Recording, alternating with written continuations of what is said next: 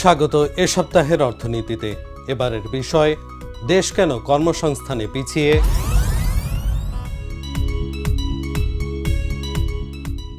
আসন্ন জাতীয় সংসদ নির্বাচনে রাজনৈতিক দলগুলো ও তাদের প্রার্থীরা অনেক প্রতিশ্রুতি দিচ্ছেন। অর্থনৈতিক ও সামাজিক এসব প্রতিশ্রুতি মানুষকে কতটা আশাবাদী করছে সেটা বলা যাচ্ছে না। তবে দেশের মানুষের আয় কমেছে এবং এর বড় কারণ কাজের অভাব।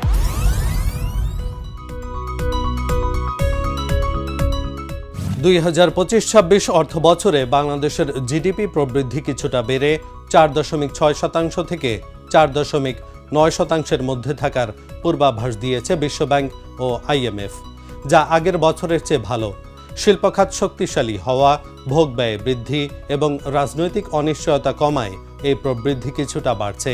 তবে 2026-27 অর্থ বছরে এটি 6% ছাড়িয়ে যেতে পারে বলে আশা করা হচ্ছে। কিন্তু জিডিপি যতই বাড়ুক না কেন তা নিম্ন ও মধ্য আয়ের মানুষদের বিশেষ কোনো উপকারে আসছে না। তা মূলত কাজে লাগছে ক্ষমতাসীনদের ক্ষমতা টিকিয়ে রাখতে এবং মুষ্টিমেয় কিছু মানুষের সম্পদ বৃদ্ধিতে।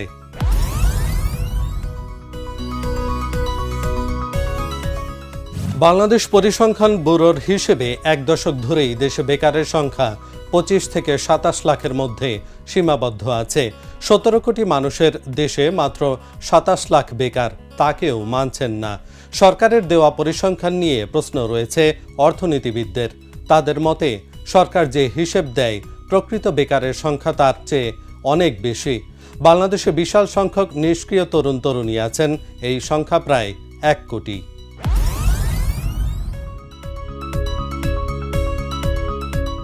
5 আগস্ট 2024-এ আওয়ামী লীগ সরকারের পতনের পর শিল্পাঞ্চলগুলোতে একের পর এক বন্ধ হয়েছে এবং এখনও বন্ধ হচ্ছে পোশাকসহ নানা কারখানা। এতে বাড়ছে বেকারত্ব। এক হিসেবে বলা হয়েছে গত 1.5 বছর থেকে স্বাভাবিকভাবে চলতে না পারায় মিল কারখানা বন্ধ হয়ে প্রতি মাসে বেকার হচ্ছে প্রায় 1,25,000 শ্রমিক। ওই হিসেবে প্রতিদিন 4,100-এরও বেশি কর্মজীবী শ্রমিক কাজ হারাচ্ছে। বর্তমানে অর্থনৈতিক মন্দা, গ্যাস ও জ্বালানি সংকট আর রাজনৈতিক অস্থিরতায় একেবারে মুমূর্ষ অবস্থায় চলে গেছে দেশের শিল্প কারখানা। বাংলাদেশ পোশাক প্রস্তুতকারক ও রপ্তানিকারক সমিতির তথ্য অনুযায়ী গত 1 বছরে দেশে বন্ধ হয়েছে 258টি রপ্তানিমুখী তৈরি পোশাক কারখানা। তাছাড়া অন্যান্য শিল্প কারখানা সহ বন্ধ হয়েছে মোট 4 শতাধিক শিল্প কারখানা। তাতে বেকার হয়েছে কমপক্ষে 15 লাখ শ্রমিক।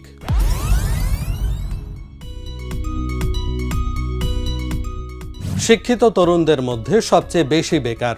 প্রতি 3 জন বেকারের একজন স্নাতক ডিগ্রিধারী, আর 2 বছরের বেশি বেকার এমন তরুণ তরুণীদের মধ্যে স্নাতক ডিগ্রিধারী সবচেয়ে বেশি। সম্প্রতি বাংলাদেশ শ্রমশক্তি জরিপ 2024-এর চূড়ান্ত প্রতিবেদন প্রকাশ করেছে বাংলাদেশ পরিসংখ্যান ব্যুরো। সেখানে শিক্ষিত তরুণদের মধ্যে বেকারত্বের হার বেশি এবং বেশ সময় ধরে বেকার থাকার প্রবণতা দেখা গেছে। দেশে এখন প্রতি 3 জন বেকারের মধ্যে একজন উচ্চশিক্ষিত। তারা বিএ কিংবা এমএ ডিগ্রি নিয়েও শোভন চাকরি পাচ্ছেন না। 15 থেকে 29 বছর বয়সীদের মধ্যে বেকারের সংখ্যা সবচেয়ে বেশি। এই বয়সসীমার মধ্যে স্নাতক ডিগ্রি নিয়ে 2 বছরের বেশি সময় ধরে বেকার থাকেন 17%-এর বেশি তরুণ। এই হার অন্য ডিগ্রিধারীর চেয়ে বেশি। উচ্চ মাধ্যমিক পাশ করে 2 বছরের বেশি সময় বেকার থাকেন 8%-এর বেশি বেকার। অথচ প্রাতিষ্ঠানিক শিক্ষা নেই এমন তরুণদের মধ্যে বেকারের হার 1%-এর মতো।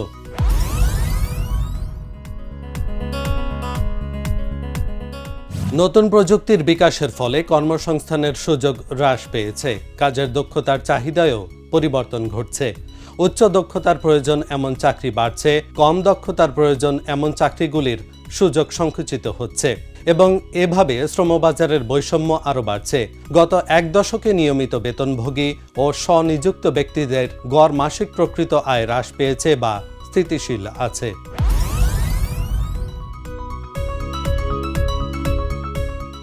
বাংলাদেশের বর্তমান বেকারত্ব পরিস্থিতি, বিশেষ শিক্ষিত তরুণ সমাজের কর্মসংস্থানের সংকট এক নতুন অশনি সংকেত বহন করছে। সরকারি ও বেসরকারি খাতে প্রত্যাশিত হারে কর্মসংস্থানের সুযোগ তৈরি হয়নি। একদিকে রাষ্ট্রের সীমিত নিয়োগ প্রক্রিয়া, অন্যদিকে ব্যবসা বাণিজ্যের প্রবৃদ্ধির ধীরগতি উভয় কারণে সামগ্রিকভাবে একটি বিরূপ অবস্থা সৃষ্টি হয়েছে। সবচেয়ে উদ্বেগের বিষয় হলো বিনিয়োগ বাড়ছে না। বিনিয়োগের পরিবেশ যদি ইতিবাচক না হয় তাহলে দেশি কিংবা বিদেশি বিনিয়োগকারী কেউই নতুন উদ্যোগ গ্রহণে আগ্রহী হবেন না।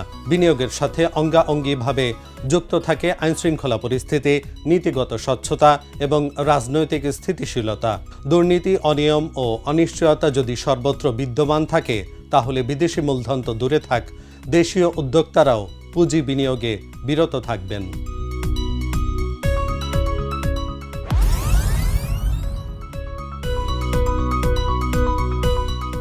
রাজনৈতিক নেতাদের উন্নয়ন করার প্রতিশ্রুতি অনেক, কিন্তু মানুষ কাজ চায়, রোজগার চায়। রাষ্ট্র পরিচালনার দায়িত্ব যারা পাবেন তাদের বুঝতে হবে কর্মসংস্থান কেবল অর্থনৈতিক সূচকের অংশ নয়, এটি রাজনৈতিক স্থিতিশীলতারও পূর্বশর্ত। সুতরাং যারা আগামীতে শাসনভার নিচ্ছেন, যারা রাজনীতি করবেন, যারা দেশ পরিচালনার দায়িত্ব বহন করবেন, তাদের বুঝতে হবে কর্মসংস্থানের বিস্তার, বিনিয়োগের ইতিবাচক পরিবেশ, ব্যবসা বাণিজ্যের সুস্থ বিকাশ, এই তিনটি ক্ষেত্রকে অগ্রাধিকারে না রাখলে অন্য কোনো উন্নয়নই স্থায়ী হবে না। এখন এ পর্যন্তই। পরবর্তী এ সপ্তাহের অর্থনীতি দেখার আমন্ত্রণ জানিয়ে শেষ করছি। ধন্যবাদ।